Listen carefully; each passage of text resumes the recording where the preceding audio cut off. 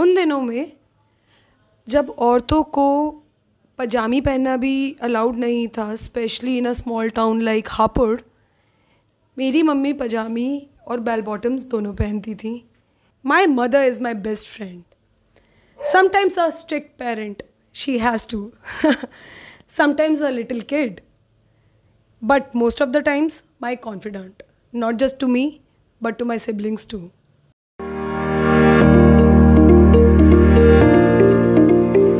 मैं हापुड़ से एक छोटे शहर से थी। वहाँ पे मतलब ऐसा था कि वहाँ पे तुम अपनी मर्ज़ी से कुछ नहीं पहन सकते थे। वहाँ हमारा जो स्कूल था वो भी गर्ल्स था, कोएड तो था ही नहीं।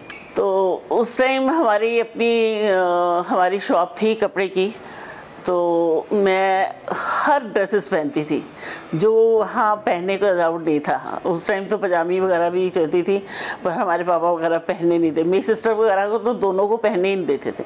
मैं अपनी मतलब 7 भाइयों में 7 बहन भाई थे हैं हम, तो उसमें 6 नंबर पे मैं थी, 7 नंबर पे मेरा छोटा ब्रदर था। तो भी वो मना ही नहीं, उनको तो किसी को पहनने नहीं देते थे और मेरे को कभी उन्होंने मना किया ही नहीं। तो यहाँ डेली आके मैं वो बेल बॉट वगैरह जैसे वो पिक्चरों में देखते थे, और पिक्चर वैसे किसी को अलाउड नहीं था हमारे यहाँ देखना, पर हम तो चोरी से चले जाते थे। उसके बाद भी वो हंस पड़ते थे, कोई बात नहीं बेटा, देखा है कोई बात। फिर मैंने पोस्ट ग्रेजुएशन किया, पॉलिटिक्स एंड साइंस में मैंने MA किया, मास्टर किया। उसके बाद ठीक था, लाइफ बहुत अच्छी थी। वो लाइफ तो इतनी अच्छी थी कि अभी भी हम लोग भूलते नहीं हैं। और बचपन की फर्स्ट क्लास के फ्रेंड्स अभी भी हम 6 फ्रेंड्स हैं जो अभी भी मिलते हैं। उनके बच्चे सभी हम आते जाते हैं एक दूसरे के साथ। मतलब इतना अच्छा लगता है, अभी भी एक दूसरे के हम कांटेक्ट में हैं। तो बाकी उसके बाद शादी हो गई। शादी के बाद तुम्हारी अपनी लाइफ शुरू हो जाती है। पर ठीक था, लाइफ फिर भी अच्छी थी कि बच्चों को पालना, बच्चों को करना अच्छा था। पर एक दिन ऐसा हो गया कि आप लाइफ में कि आप एकदम रुक ही जाते हो। She has always been that wall, shielding us from everything fate threw at us, providing for us and never leaving a stone unturned for me and my siblings. I admire her and love her for the will, strength and resilience that she brings to us and turns around every situation possible. Suddenly Disha बहुत छोटी थी, ये 5 साल की थी, बेटा बड़ा वो 11, साढ़े 11, 12 साल का था। मतलब बीच में बिटिया मेरी 8 ऐसे ही 8 साल 10 साल की थी दिशा, वृंदा। तो बस शादी के बाद वहाँ पर इसके पापा की डेथ हो गई। फिर ये सोचते हैं कि लाइफ कैसे चलेगी। तो उस टाइम इन-लॉज भी आपको नहीं सहारा देते, सभी पीछे हट जाते हैं, क्योंकि पता है कि 3 बच्चों के साथ इसको आगे ले जाना बड़ा मुश्किल है। चाहे वो मदर इन लॉ हो, चाहे देवर हो, कोई भी किसी का साथ नहीं देता। ठीक है, वो टाइम भी आप निकाल देते हो, पास कर देते हो वो टाइम भी, फिर सोचते हो कि अब कैसे होगा। सोचते रहे 3 बच्चों को लेके, फिर मुश्किल तो बहुत होता है लाइफ में आगे बढ़ना।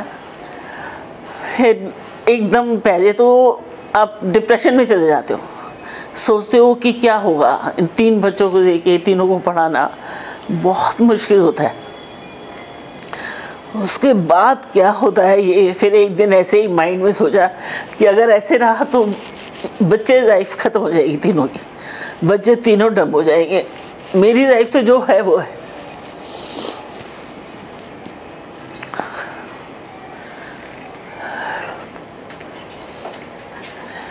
फिर बच्चों के साथ थोड़ा सा आगे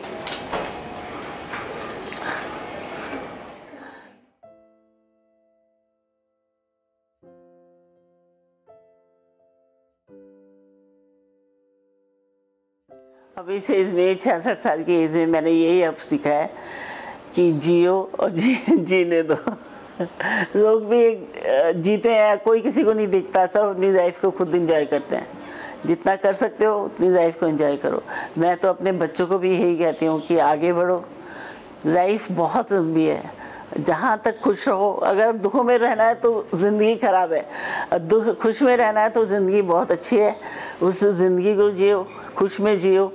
ये नहीं है कि अगर बच्चे कोई गलत काम कर रहे हैं, कोई बात नहीं, कर रहे हैं, दुनिया है, चेंज होते जाओ। अब लाइफ के साथ हर कोई चेंज होता है, आप भी चेंज हो।